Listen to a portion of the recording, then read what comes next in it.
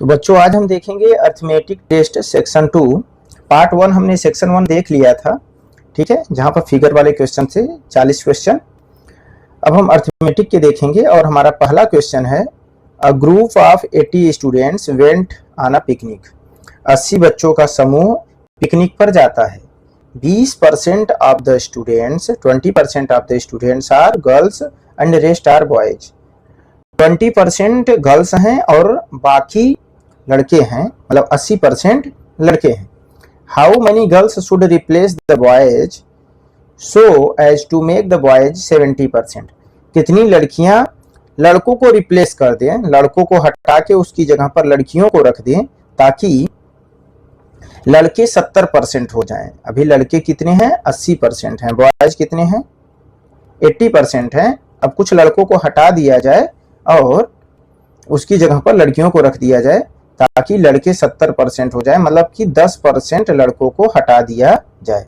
बेटा परसेंट किसी का कैसे निकालते हैं? जैसे अगर मैं पूछता कि 10% निकालो 100 का, 10% निकालो 10% ऑफ 100, तो तुम क्या करते बेटा? 10/100 इंटू 100। अब अगर मैं तुमसे कहूं कि 10% निकालो 80 का, किसका निकालो? क्योंकि टोटल कितने बच्चे हैं बेटा? 80 हैं। तो मैं कहता 10/100 इंटू 80। तो बेटा 0 से 0 कट जाता, 0 से 0 कट जाता, कितना आता? 8। 20% से 30% हो जाए या 80% से 70% लड़के हो जाएं, तो 8 बच्चों को हटा दिया जाए। कितनों को हटा दिया जाए बेटा? 8 बच्चों को हटा दिया जाए, क्योंकि 10% 8 के बराबर होता है यहां पर इस क्वेश्चन में। यही अगर 90 बच्चे होते तो 10% 9 के बराबर होता, और अगर 100 बच्चे होते तो 10% कितने के बराबर होता बेटा? 10 के बराबर होता। ठीक है, बॉयज 80% है, बॉयज 70% हो जाए तो 8 लड़कों को हटा के उनकी जगह पर लड़कियां हो जाएंगी।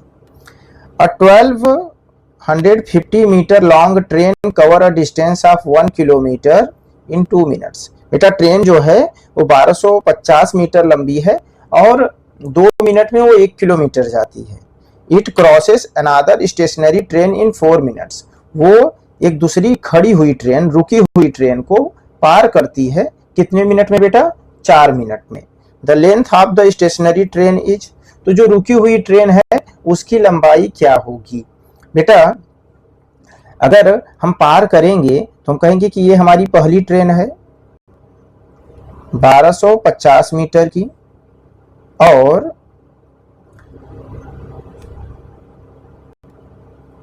ये हमारी रुकी हुई ट्रेन है। अब जब ये ट्रेन आएगी बेटा, ठीक है, तो कहां से दूरी कवर करेगी? 1250 और रुकी हुई ट्रेन को, और ये पार करके कहां पहुंच जाएगी? पार तब होगी जब ये यहां आगे निकल जाएगा, यहां आगे निकल जाएगा, बिल्कुल इसको पार कर जाएगा। तो कितना दूर चलेगा बेटा? इसका ये जो पिछला हिस्सा है कितना दूर चलेगा? 1250 मीटर, और जो रुकी हुई ट्रेन है उसकी लंबाई। तुम 2 मिनट में अगर 1 किलोमीटर जाती है, कितना जाती है बेटा? 2 मिनट में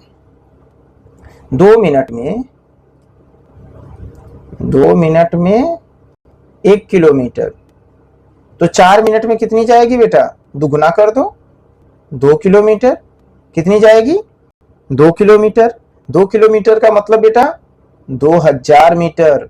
1 किलोमीटर में कितने मीटर होते हैं? 1000। 1 किलोमीटर में कितने मीटर होते हैं? 1000 मीटर।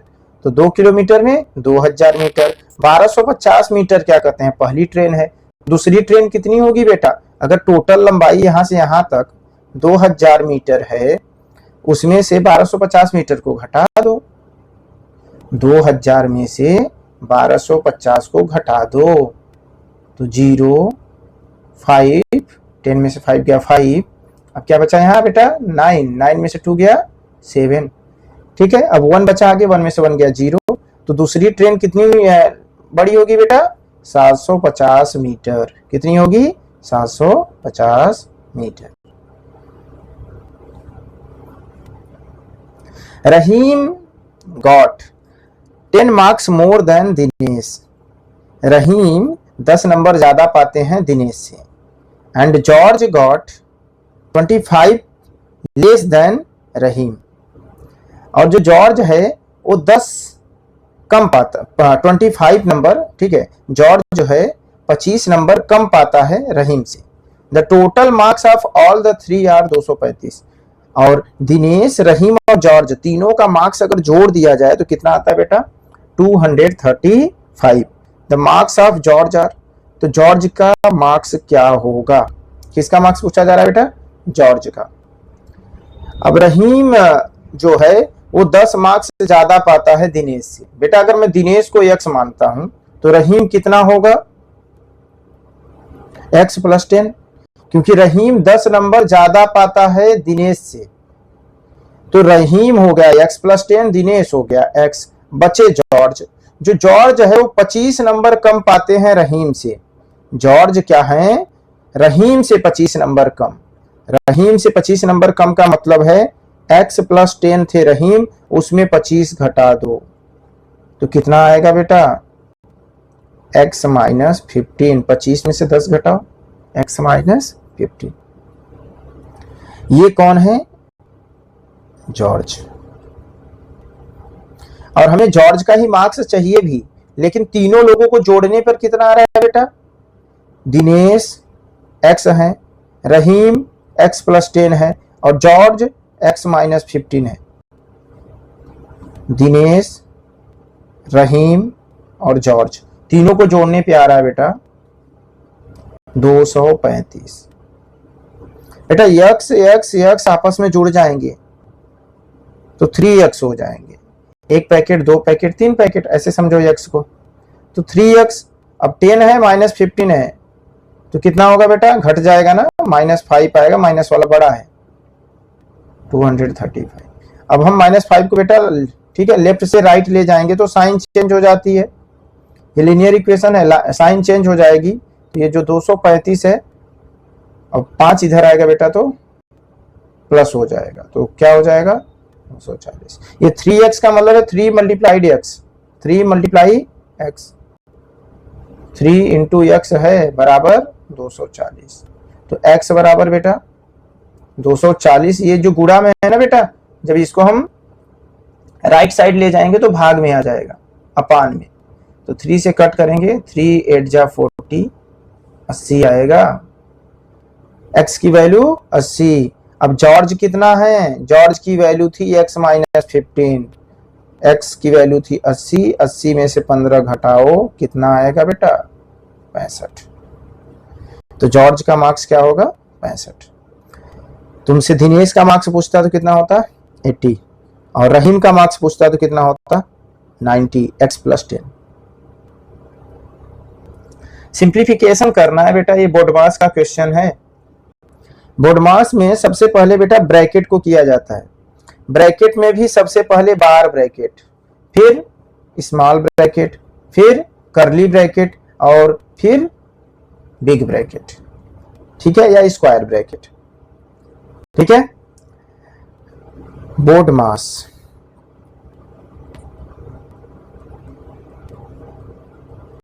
बी फॉर ब्रैकेट होता है यहां पर। तो पहले ब्रैकेट्स सॉल्व कर लेना। ब्रैकेट्स में बार ब्रैकेट, फिर स्मॉल ब्रैकेट या उसे कॉमन ब्रैकेट भी कहते हैं, कर्ली ब्रैकेट, कर्ली ब्रैकेट और फिर बिग ब्रैकेट या स्क्वायर ब्रैकेट कह लो। फिर ओ फॉर ऑफ, उसके बाद ऑफ को करते हैं जहां ऑफ लिखा मिल जाए। फिर डी फॉर डिवीजन बेटा, भाग को। एम फॉर मल्टीप्लिकेशन,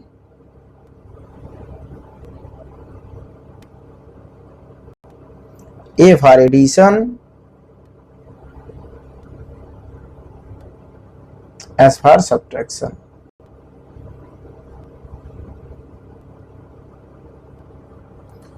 तो हम इसको सिंप्लीफाई करने चल रहे हैं ना। 10 × 10 plus 400 division 100 minus 50 minus 3 into 10 bar bracket curly bracket big bracket. बेटा अब 3 इंटू 10 को हम करेंगे, बाकी सबको बेटा वैसे ही आप ठीक है आप नीचे लिख सकते हो, ठीक है, और चाहो तो एक ही स्टेप में कर सकते हो, लेकिन अभी समझा दे रहे हैं नहीं तो कंफ्यूज हो जाओगे। अब 3 इंटू 10 करोगे बेटा तो 30 आएगा, तो लिखोगे -30। अब तुम्हारा बाहर ब्रैकेट गायब हो गया, फिर वैसे कॉपी कर लो, ये सब वैसे ही उतरते जाएंगे। अब 50 में से 30 घटाओगे बेटा, 50 में से 30 घटाओगे कितना आएगा 20, ब्रैकेट के बाहर माइनस है। अब तुम्हारा ये छोटा ब्रैकेट भी गायब हो गया।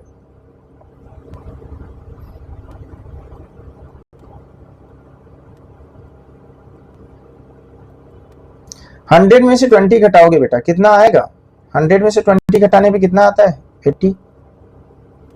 अब तुम्हारा कर्ली ब्रैकेट भी गायब हो गया।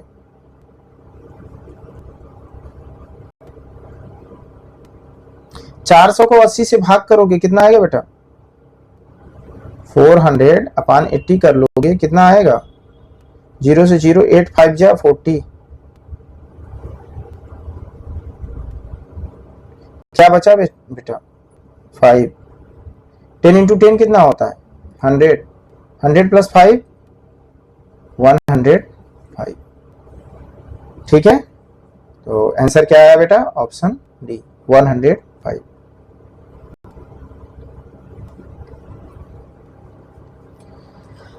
फिर आया बेटा 360 gram is what percent of 3 kg। 360 ग्राम कितना परसेंट होगा 3 kg के। पहले दोनों के यूनिट को सेम करो, यहां ग्राम में है यहां केजी में है, 3 kg बराबर 3000 ग्राम। अब सेम है, अब सही है। अब परसेंटेज निकालने के लिए बेटा कितना बोला है 360, तो 360 को ऊपर लिखो। किस में से निकालना है बेटा 3000, किससे तुलना करना है, किससे कंपेयर करना है 3000 से। जैसे तुम 100 मार्क्स में अगर 20 मार्क्स पाते हो तो क्या लिखते हो 20/100 करते हो ना, ऐसे 360 ग्राम कितने में से बेटा 3000 इंटू 100 कर दो, परसेंटेज में चेंज हो जाएगा। अगर वो बोलता कि 800 ग्राम तो हम 800 ग्राम को ऊपर लिखते, और बोलता कि 4 किलो में से तो 4000 को नीचे लिखते। 4 किलो मतलब 4000 ग्राम, ठीक है। जो छोटा वेट जिसका निकालना है अपान में टोटल वेट इंटू 100 कर देंगे, परसेंटेज में चेंज होगा। अब 0 से 0 कट गया बेटा, इस 0 से ये 0 कट गया, फिर एक 0 से एक 0 कट गया। अब 36 अपान में 3 आया, तुम्हें पता है 3 से 3 1 जा 3 और 3 2 जा 6, 12 बार में 36 भी कट जाएगा। तो कितना परसेंट आया बेटा 12%। The difference between the cost price and the selling price of a commodity is 240. If the profit is 20%, then the selling price is। बेटा कॉस्ट प्राइस और सेलिंग प्राइस ठीक में कितना अंतर है बेटा 240 का, और प्रॉफिट कितना हुआ बेटा 20%। कितना हुआ है 20%। तो सेलिंग प्राइस क्या होगा, सेलिंग प्राइस क्या होगा।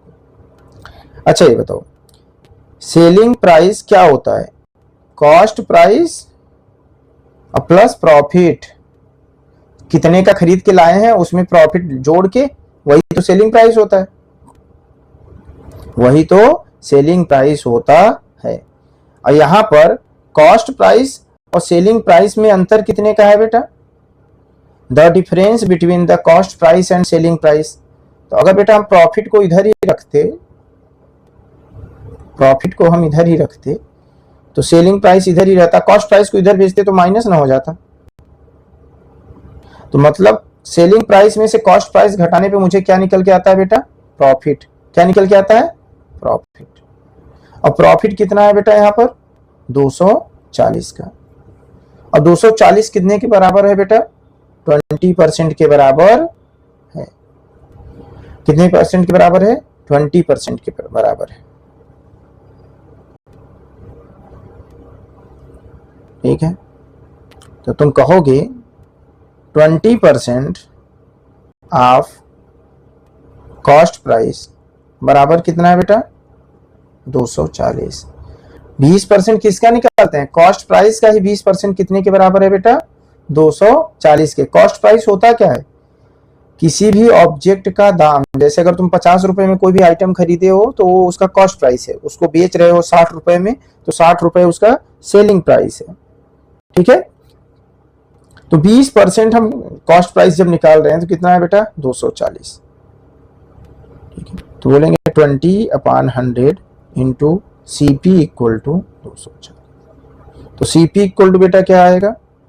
240, 100 ऊपर और 20 नीचे।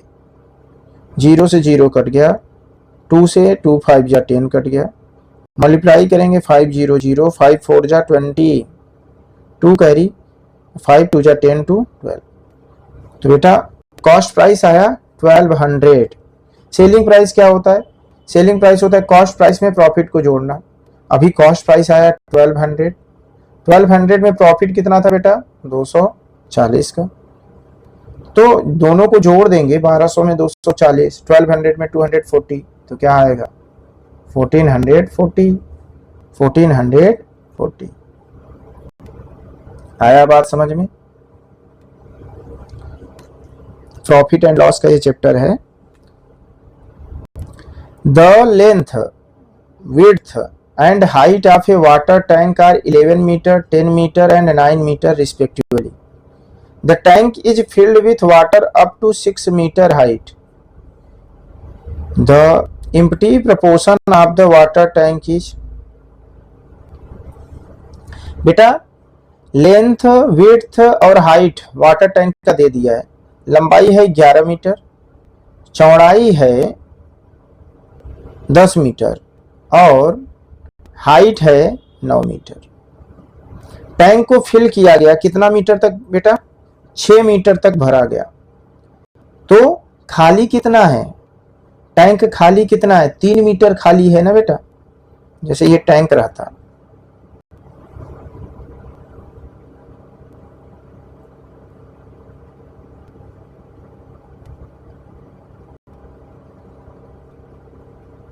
अब मैंने बोला कि लेंथ दे दिया है, कितना दिया है? 11 मीटर। विड्थ भी दे दिया है, कितना है बेटा? 10 मीटर। और हाइट कितनी है बेटा? 9 मीटर, जिसमें से केवल 6 मीटर ही भरा है। कितना भरा है? केवल 6 मीटर। खाली कितना है बेटा? ये खाली कितना है? 3 मीटर खाली है। कितना खाली है? 3 मीटर। तो हम बोलते हैं कि हाइट में अगर हम देखेंगे 3 में बांट देंगे तो 2 हिस्सा भरा हुआ है और 1 हिस्सा खाली है ना। The empty portion of the tank is 1/3। क्योंकि अगर हम पानी डालेंगे तो लंबाई और जो चौड़ाई है इसमें तो पूरा भरेगा जब 3 मीटर भरेंगे तो। फिर अगला जब हम 3 मीटर भरेंगे तो यहाँ पहुंच जाएगा। तो 6 मीटर तो भरा हुआ है, 3 मीटर ही खाली है। तो खाली कितना है जो पूछा जाएगा कि खाली कितना है, तो कहेंगे 3। टोटल कितना मीटर है? कहेंगे 9। तो 3/9 मतलब 1/3। कितना खाली है बेटा? 1/3।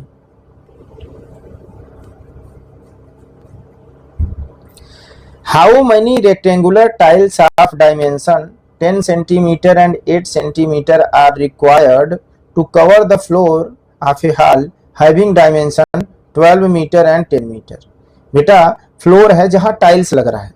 अब छोटे छोटे टाइल्स ही तो लगाए जाएंगे और लगा के पूरा पूरा फ्लोर ढक दिया जाएगा। तो जो फ्लोर है बेटा, फ्लोर का डायमेंशन है 12 मीटर लंबा और 10 मीटर मान लो चौड़ा। जो टाइल्स का डायमेंशन है वो सेंटीमीटर में है, छोटे छोटे टाइल्स हैं, 10 सेंटीमीटर लंबा, 8 सेंटीमीटर चौड़ा। तो बेटा इस जो टाइल्स की संख्या होगी, टाइल्स की जो एरिया होगी, टोटल टाइल्स की जो एरिया होगी और जो टोटल रूम की एरिया होगी वो बराबर हो जाएगी, तभी तो पूरी तरह से ढक पाएगा। हम छोटे छोटे टाइल्स बिछाते बिछाते हो सकता है हजारों टाइल्स लगे, हजारों टाइल्स की जो एरिया होगी वही रूम की भी एरिया होगी, तभी तो पूरी तरह से उसको ढकेगा। तो कितने टाइल्स चाहिए? तो हम कहेंगे कि ठीक है, पहले रूम की एरिया निकाल लो और उसके बाद एक टाइल्स की एरिया निकाल लो। अब एक टाइल्स की एरिया से भाग कर दो। जैसे अगर मैं तुमसे कहता कि एक बच्चे को 25 रुपए की जरूरत है, कितने की जरूरत है बेटा? 25 रुपए की जरूरत है, और तुम गए मार्केट और 300 रुपए खर्च हो गए। कितने खर्च हो गए? 300 रुपए खर्च हो गए। तो कितने बच्चे रहे होंगे बेटा? तो तुम कहोगे कि भाई 300 तो है टोटल खर्च, जैसे 300 है, जैसे यहां पर है टोटल रूम की एरिया, और एक बच्चे का खर्च कितना है? 25 रुपए। तो ये है एक टाइल्स की एरिया। मैं पूछता कितने बच्चे हैं, तो तुम कहते 300 को हम 25 से भाग कर देंगे, और 25 से कम 25, और फिर 5 बचा है, 5 और 0 50, 25 दूनी 50, तो टोटल 12 बच्चे थे। वैसे ही हम रूम की एरिया निकाल लेंगे और एक टाइल्स की एरिया निकाल लेंगे। एक टाइल्स की एरिया से जब हम भाग कर देंगे ना बेटा, तो कितने टाइल्स लगेंगे ये पता चल जाएगा। जैसे 300 रुपए था टोटल खर्च, और एक बच्चे के खर्च से जब हम भाग कर दिए तो कितने बच्चे हैं पता चल गया ना। 300 था टोटल खर्च, वैसे ही 12 मीटर इंटू 10 मीटर था टोटल एरिया, और एक टाइल की एरिया से जब हम उसको भाग कर दिए तो नंबर ऑफ टाइल्स कितना लगेगा पता चल गया ना। ठीक है, तो चलो पहले रूम की एरिया निकालते हैं। सेंटीमीटर में निकालना है तो इनको सेंटीमीटर में बदल लेना। ठीक है, तो तुम कहोगे ठीक है, नंबर ऑफ टाइल्स n है और एक टाइल्स की एरिया कितनी है, तो कहेंगे 10 सेंटीमीटर इंटू 8 सेंटीमीटर। मैंने बोल दिया कि अच्छा टाइल्स कितना लगेगा, कहें n टाइल्स लगेगा। कितना टाइल्स लगेगा? n टाइल्स लगेगा।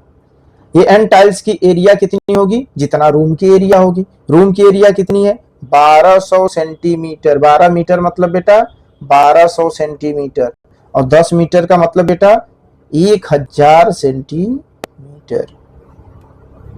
क्योंकि 1 मीटर में कितना सेंटीमीटर होता है? 1 मीटर में होता है 100 सेंटीमीटर, तो 100 से मल्टीप्लाई करना पड़ेगा ना दोनों में। तो मैं कहूंगा नंबर ऑफ टाइल्स बेटा, तो एक टाइल की जो ये एरिया है इससे भाग करना है टोटल रूम की एरिया से। तो 1200 इंटू 1000 बेटा, वैसे भी देखो ये इधर आता, अगर हम लीनियर इक्वेशन बनाते हैं, this equal to this, left side equal to right side, तो जब लेफ्ट वाले को राइट में भेजते हैं ना बेटा, अगर यहाँ ये मल्टीप्लाई में है तो यहाँ इधर आएगा तो डिवीजन में ही आएगा। तो 10 इंटू 8, एक जीरो से बेटा एक जीरो को कट कर दिए। अब 4 से कट करेंगे तो कहेंगे 4 2 जा 8, 4 2 जा 8। अब 4 से 12 को कट करेंगे, 4 3 जा 12, और 0 0 2 0 बच जाएगा। फिर 2 से कट करेंगे बेटा ना 300 को, 2 1 जा 2, 1 बचेगा 1 0 10, 2 5 जा 10, तो आएगा 150। तो मेरे पास क्या आया बेटा? 150 इंटू, और यहाँ 100 बचा है, कुछ नहीं करना है, जीरो ऐड कर लो, 1 0 2 0 और टोटल 3 0 और 15 लिख दो, 15 1 जा 15, ऐसे ही गुणा करते हैं, 15 1 जा 15 और जो जीरोज है, तो 15,000 टाइल लगेंगे। कितने टाइल्स लगेंगे बेटा? ऐसे छोटे छोटे 15,000 टाइल्स लगेंगे, तब जाके रूम की एरिया को ढक पाएगा, रूम की एरिया को ढक पाएगा। अ डीलर, एक डीलर है, gets 56 less if instead of selling a chair at a gain of 15%, he sells it at a gain of 8%. बेटा एक डीलर है जिसको 56 रुपए कम मिलेंगे, ठीक है। इफ इंस्टेड ऑफ सेलिंग, एक चेयर को अगर वो क्या कहते हैं गेन बेचेगा, क्या कहते हैं 8% पर। पहले वो कितने में बेचता था? 15% पे बेचता था, और डीलर को अब 56 रुपए कम मिलेंगे अगर वो 8% पे बेचेगा। और dealer get 56 less if instead of selling a chair at a gain of 15%, he sell it a gain of 8%। अगर वो 15% पे बेचता था तो उसे 56 रुपए ज्यादा मिलते थे, अगर वो 8% पे बेचेगा तो उसे 56 रुपए कम मिलेंगे। The cost price of the chair is, तो कॉस्ट प्राइस चेयर का क्या होगा बेटा? बेटा परसेंटेज कितना घटा? 15%, 8%। 8% पे बेचता था तो भी प्रॉफिट होता था, 15% पे बेचता है, 15% पे बेचता था तब भी प्रॉफिट होता था। लेकिन अब 15% पे नहीं बेच रहा है, 8% पे बेच रहा है, तो उसका प्रॉफिट घट गया, उसका प्रॉफिट घट गया। कितने रुपए घट गया बेटा? 56 रुपए घट गया। हमने प्रॉफिट में कितना परसेंट घटाया बेटा? 15% से मैंने उसको 8% पे लाया तो 7% प्रॉफिट घटा। ये 7% कितने के बराबर आया बेटा? 56 रुपए के बराबर आया। 7% कितने के बराबर आया? 56 के बराबर आया। तो कॉस्ट प्राइस क्या होगा? किसी का भी कॉस्ट प्राइस 100% होता है, 100% ही उसका क्या होता है बेटा? कॉस्ट प्राइस होता है। जब हम उस पर प्रॉफिट लेते हैं तो 100% से ज्यादा हो जाता है। तो कॉस्ट प्राइस का 7% 56 के बराबर है। 7% ऑफ कॉस्ट प्राइस कितने के बराबर है बेटा? 56 के बराबर है। कितने के बराबर है? 56 के बराबर है। ठीक है, क्योंकि 15% पे हम बेचते थे और 15% से घटा के हम 8% पे कर दिए तो मुझे 56 रुपए का घाटा हुआ। और प्रॉफिट में कितने का घाटा? प्रॉफिट में 56 रुपए का घाटा हुआ और परसेंटेज में 7% का घाटा है। तो 7% कॉस्ट प्राइस का 56 के बराबर है। तो लिख लो ऐसे 7/100 इंटू CP ऑफ माने गुणा करना है 56। तो कॉस्ट प्राइस कितना होगा बेटा? 56, 100 चला जाएगा बेटा उधर और 7 आ जाएगा नीचे। 7 8 जा 56, कितना आएगा? 800। तो कॉस्ट प्राइस कितना आएगा बेटा? 800। आया समझ में? 800। किसी का भी अगर तुम्हें 100% निकालना है, अगर वो उसने बोल रहा है ना कि 5% 50 के बराबर है, कितने के बराबर है? 5% 50 के बराबर है, उसका 100% निकालो तो कुछ नहीं करना है, 100/5 करो इंटू 50 कर दो, आंसर आ जाएगा। जैसे अभी 7% 56 के बराबर था, हमें 100% निकालना था तो हमने क्या किया? 100/7 इंटू 56 ही तो किया। तो वैसे ही गुणा करोगे 5 10 जा और कितना आएगा बेटा? 1000। कि अगर उसका 5% 50 के बराबर है तो उसका 100% 1000 के बराबर हो। 1 kilometre long goods train is running at a speed of 45 kilometre per hour. 1 kilometre लंबी ट्रेन है और उसकी स्पीड कितनी है बेटा? 45 किलोमीटर पर घंटा। The time taken by this goods train to pass through a 2 kilometre long tunnel is. 2 kilometre लंबी टनल को पास करने में कितना टाइम लगेगा बेटा? बेटा मान लो ये है tunnel,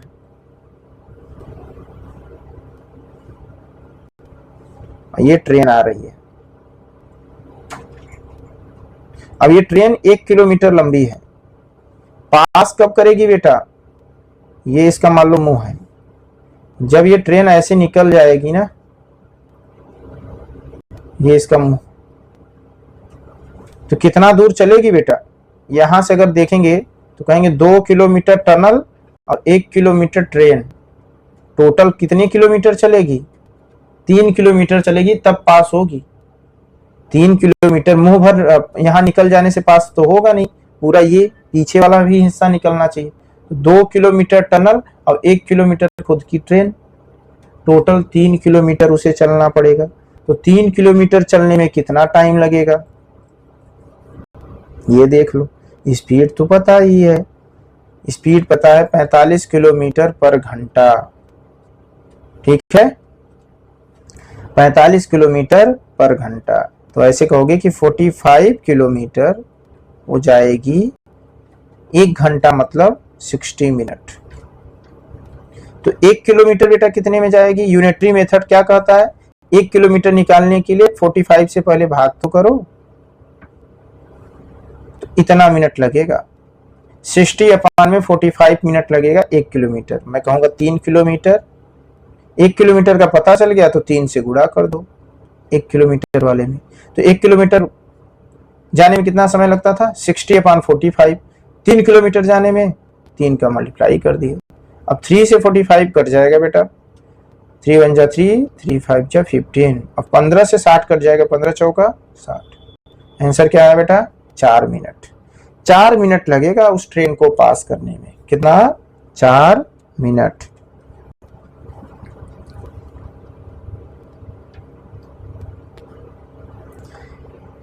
$5,555 is written as 5,555 is written as कैसे लिखा जाएगा? तो बेटा 5000 लिख लो, उसके बाद 1000 के बाद 100 आता है। कितना 100 है बेटा? 500 है। फिर 55 है, लिख लिए 5555 वंस, टेंस, 100, 1000।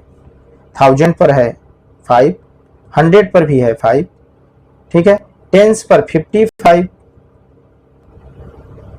टेंस पर 50 और वंस पर 5। The difference between the greatest and smallest 4 digit number using all the digit 9704। हर साल आता है बेटा ये क्वेश्चन, ठीक है, कि तुम्हें कोई भी डिजिट्स दे देगा, बोलेगा इससे तुम ग्रेटेस्ट नंबर बनाओ और स्मॉलेस्ट नंबर बनाओ और ग्रेटेस्ट और स्मॉलेस्ट में डिफरेंस बताओ। The difference between the greatest and smallest 4 digit number. वैसे अगर हम केवल डायरेक्ट बोलता कि ग्रेटेस्ट 4 डिजिट नंबर तो तुम कहते 99999, स्मॉलेस्ट 4 डिजिट नंबर बोलता तो 1000, ठीक है।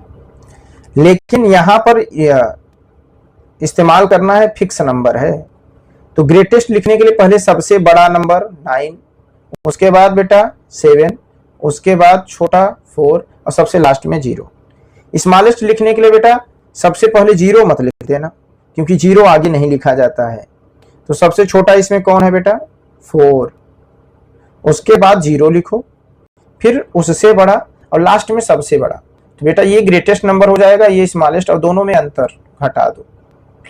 0 में से 9 नहीं जाएगा, 10 में से 9 जाएगा 1, ठीक है बेटा। अब 3 है, आगे कैरी लेगा, 13 हो जाएगा, 13 में से 7 जाएगा बेटा तो क्या आएगा? 6। अब बेटा आगे 6 बचा है तो 6, ठीक है, उतार लो। 9 में से 4 गया तो क्या आएगा बेटा? 5। तो 5661 करेक्ट आंसर होगा 5661।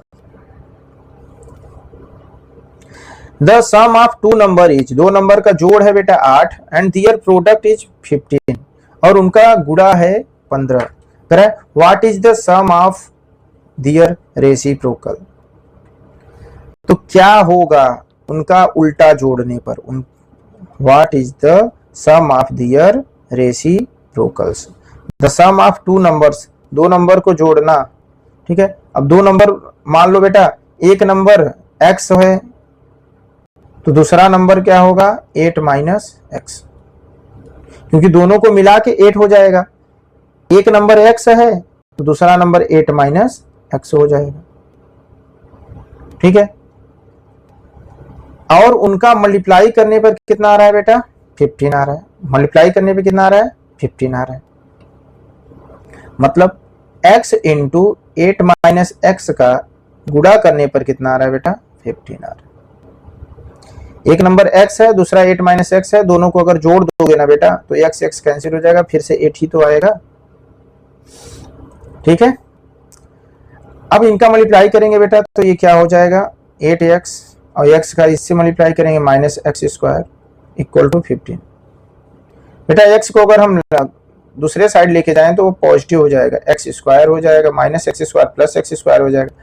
ये जो माइनस 8x इधर आएगा तो क्या हो जाएगा बेटा? प्लस 8x इधर आएगा तो क्या आएगा बेटा? माइनस 8x हो जाएगा, और 15 इधर है ही, इक्वल टू क्या हो जाएगा बेटा? 0। ये क्वाड्रेटिक इक्वेशन बन गया बेटा। क्वाड्रेटिक इक्वेशन बन गया तो हमको इसको फैक्टराइज करना पड़ेगा। 15 और एक्स स्क्वायर का मल्टीप्लाई करेंगे तो आएगा बेटा 15x स्क्वायर। अब बीच वाले टर्म को 8x को बेटा ऐसा तोड़ो कि जोड़ने पर माइनस 8x आए और मल्टीप्लाई करने पर 15x आए। तो minus 3x into minus 5x अगर हम लिखेंगे बेटा तो गुणा करेंगे दोनों का, मल्टीप्लाई करेंगे तो माइनस माइनस प्लस हो जाएगा, 3 5 या 15x स्क्वायर आएगा, और जब हम इनको ऐड करेंगे तो माइनस 8x आएगा। तो लिख लेते हैं x square minus 3x minus 5x plus 15 equal to 0। बेटा x कॉमन लेंगे तो x माइनस 3 आएगा, माइनस 5 कॉमन लेंगे बेटा तो आएगा x माइनस 3 इक्वल टू 0।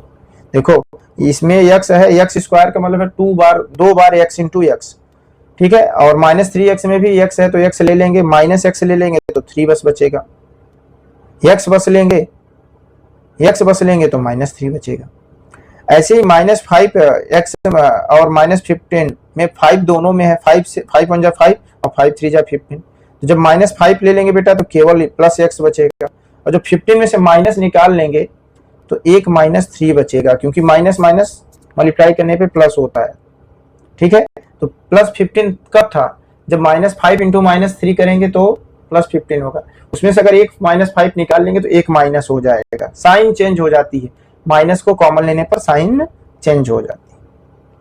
तो बेटा अब x माइनस 3 यहाँ भी है और यहाँ पर भी x माइनस 3, तो कॉमन ले लेंगे, दोनों में से है। तो बेटा जब यहाँ से x माइनस 3 कॉमन लेंगे तो केवल x बचेगा, और जब यहाँ से x माइनस 3 कॉमन लेंगे तो केवल माइनस 5 बचेगा, इक्वल टू 0 हो जाएगा। अब एक बार हम x माइनस 3 इक्वल टू 0 लिखेंगे तो x की वैल्यू क्या आएगी बेटा, 3 आएगी। एक बार x माइनस 5 इक्वल टू 0 लिखेंगे तो x की वैल्यू क्या आएगी बेटा, 5। अब दोनों का रेसिप्रोकल करके जोड़ना है, तो नंबर को एक को 1/3 और प्लस 1/5 करके ऐड कर दो। जब हम ऐड करेंगे बेटा, क्योंकि देखो x इक्वल टू 3 डालेंगे तो 8 में से 3 घटाएंगे तो दूसरा नंबर 5 ही आएगा ना। अब इनको हम जोड़ेंगे बेटा तो एलसीएम लेंगे, 3 और 5 पे एलसीएम 15 आएगा, तो 3 5 जा 15 और 5 3 जा 15 मल्टीप्लाई कर देंगे तो ऊपर क्या आएगा बेटा, 5 1 जा 5, 3 1 जा 3, 5 प्लस 3 और 5 3 जा 15, 3 5 जा 15, दोनों का डिनोमिनेटर सेम रहेगा तो अपान में 15 लिख सकते हैं, नीचे जोड़ा नहीं जाता है। 5 3 कितना होगा बेटा, 8 और 8 अपान में 15, कटने वाला तो है नहीं, कुछ भी कॉमन फैक्टर नहीं, आंसर क्या होगा बेटा, 8/15।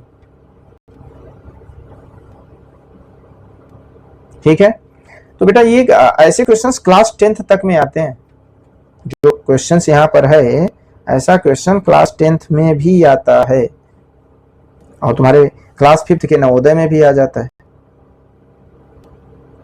क्लास 9th में 8th में और 10th में भी। ठीक है, इस साल के भी क्वेश्चन, साल में भी ऐसा क्वेश्चन आया था, sum of 2 number is this and product of this number is इतना, इस तरह का क्वेश्चन इस साल क्लास 10th के बोर्ड एग्जाम में भी आया है।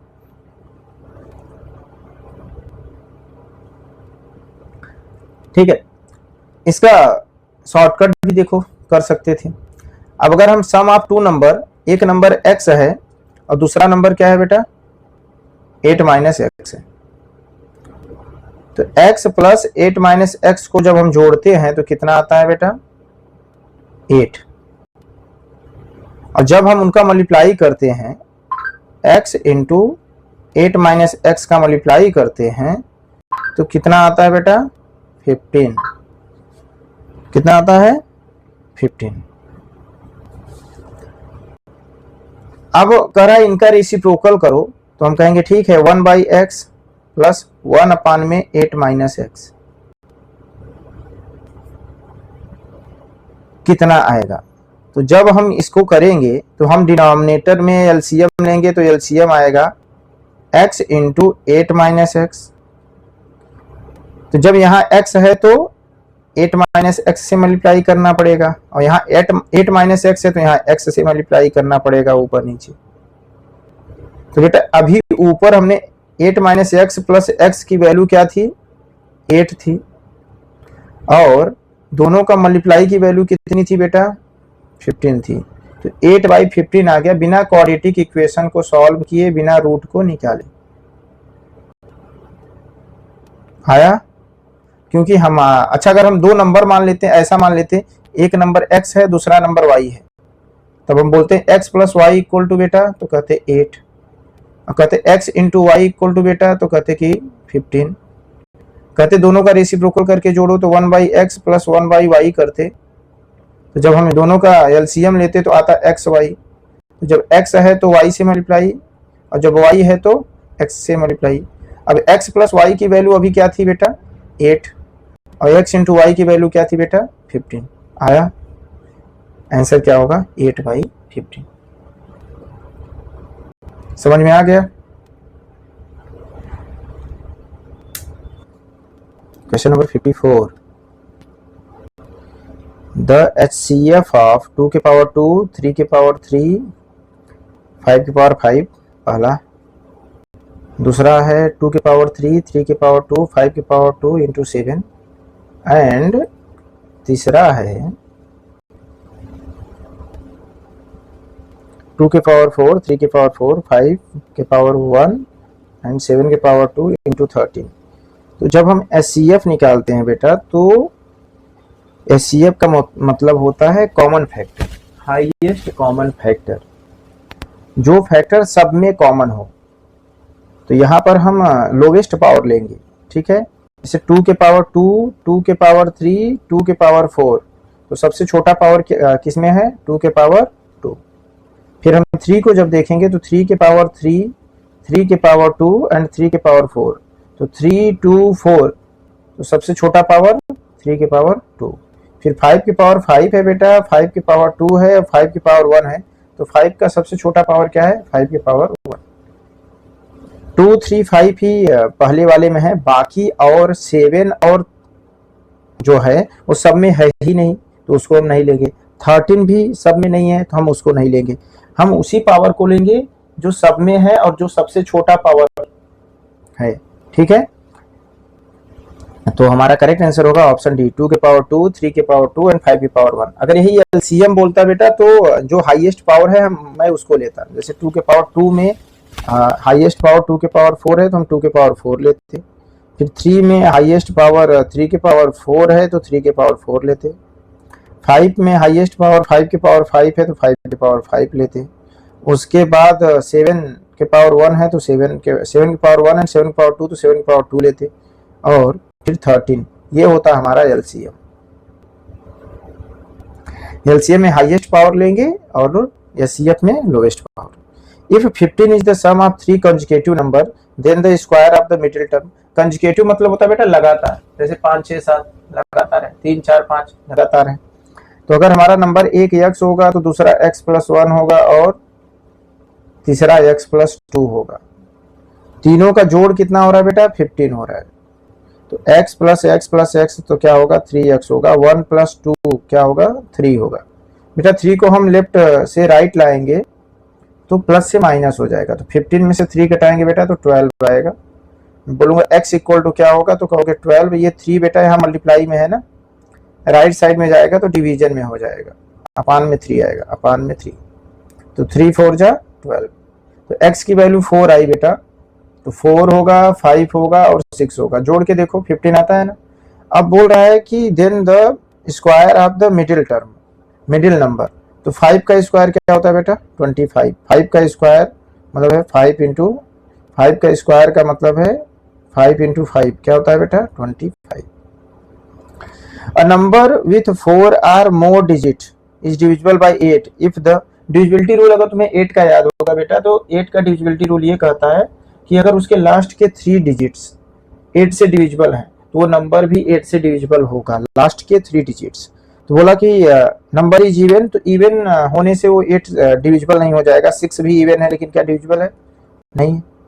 Last digit is divisible by 8, उससे भी नहीं होने वाला डिविजिबल। लास्ट डिजिट 18 कर दो, क्या 18 8 से डिविजिबल है नहीं है। Last 2 digit are divisible by 8, तो क्या वो डिविजिबल होगा, कोई गारंटी नहीं है। 324 ले लो, लास्ट के 2 डिजिट 24 8 से डिविजिबल है, 8 3 24, लेकिन ये नंबर नहीं डिविजिबल होगा। लास्ट के 3 डिजिट्स आर डिविजिबल बाय 8, हाँ अगर लास्ट के 3 अंक डिविजिबल हैं तो वो नंबर भी 8 से डिविजिबल होगा। 5 centimetre is expressed as kilometre. बेटा 5 सेंटीमीटर को किलोमीटर में बदलोगे तो क्या आएगा, पहले 5 सेंटीमीटर को मीटर में बदलो।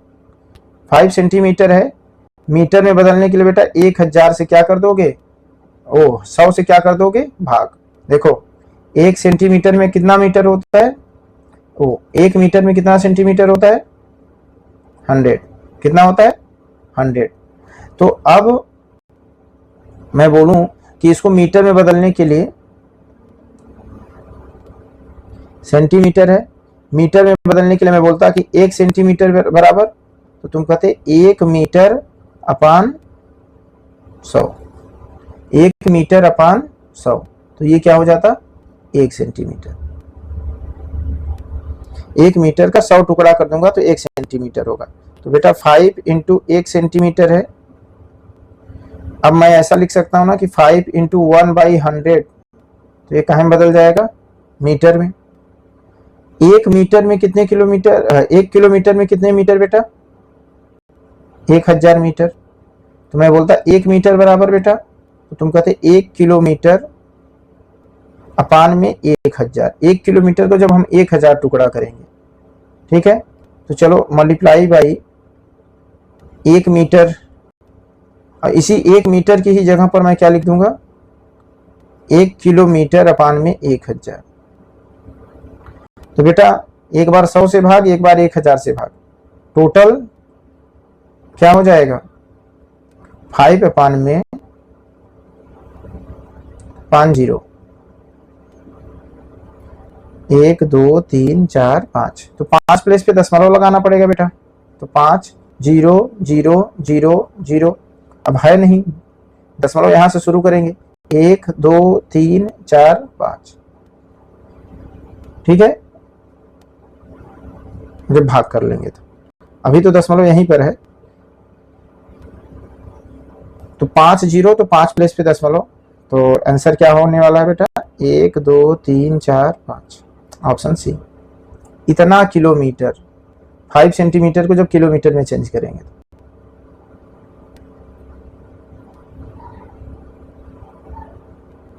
Which of the following number is divisible by 3, 4, 5 and 6? बेटा 3 से भी वो डिविजिबल हो जाए, 4 से भी डिविजिबल हो जाए, 5 से भी डिविजिबल हो जाए, 6 से भी डिविजिबल हो जाए, इसका मतलब है लोवेस्ट कॉमन मल्टीपल, मतलब वो 3 का भी मल्टीपल हो, 4 का भी मल्टीपल हो, 5 का भी मल्टीपल हो और 6 का भी मल्टीपल हो। तो जब ऐसा आए कि वो डिविजिबल हो जाए तो तुम्हें एलसीएम निकालना है, 3 4 5 6 का एलसीएम निकाल लो।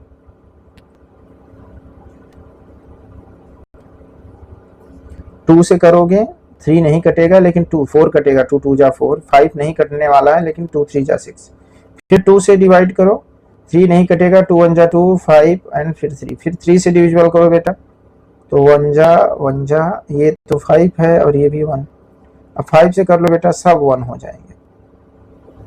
तो क्या आएगा 2 2 जा 4, 4 3 जा 12 एंड 12 5 जा 60।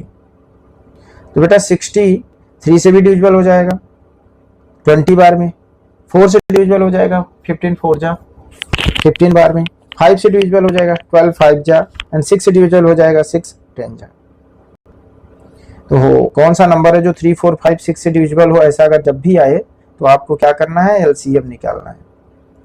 On dividing 4.239 by 0.9 we get 4.239 को अगर हम 0.9 से करेंगे, चलो 4.239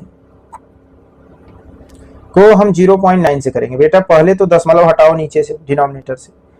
बेटा जब फ्रैक्शन लिखे हो ना, आप ऊपर नीचे मल्टीप्लाई कर सकते हो किसी भी संख्या से। मैं 10 से मल्टीप्लाई कर दूंगा ताकि दशमलव हट जाए, जैसे ही 10 से मल्टीप्लाई करूंगा दशमलव एक प्लेस पीछे आएगा, 42.39 हो जाएगा और नीचे क्या हो जाएगा बेटा 9 हो जाएगा।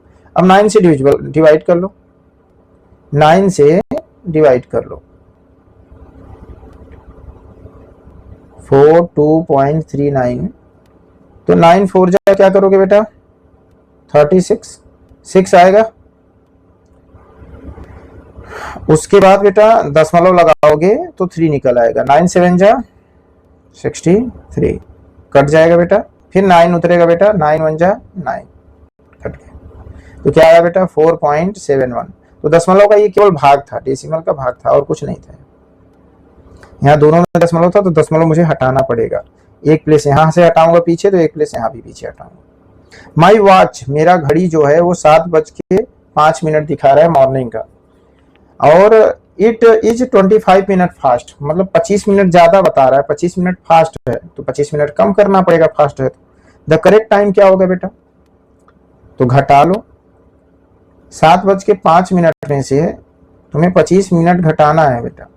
बेटा यहाँ जब घंटे वाले से 1 घंटा हम कैरी लेंगे, 5 मिनट से 25 मिनट तो घटेगा नहीं, जब 1 घंटा हम कैरी लेंगे बेटा तो यहाँ 60 मिनट आएगा। कितना आएगा 60, और ये 60 और 5 मिलके क्या बन जाएगा बेटा 65। अब 65 में से 25 घटाओ, क्या घटाओ 65 में से 25 घटाओ, तो 5 में से 5 गया 0, 6 में से 2 गया 4, 40 मिनट आएगा। कितना आएगा 40। अब 7 में 1 घंटा दे दिया तो बचा कितना 6, मतलब कि घड़ी में होगा 6:40, वो भी AM, PM नहीं, तो PM ऑप्शन ने दिया भी नहीं। ठीक है, तो हमारा ये 20 क्वेश्चंस खत्म हो गए। इसको आप बार बार रिपीट कर लेना, कोई प्रॉब्लम होगी तो क्लास में पूछ लेना।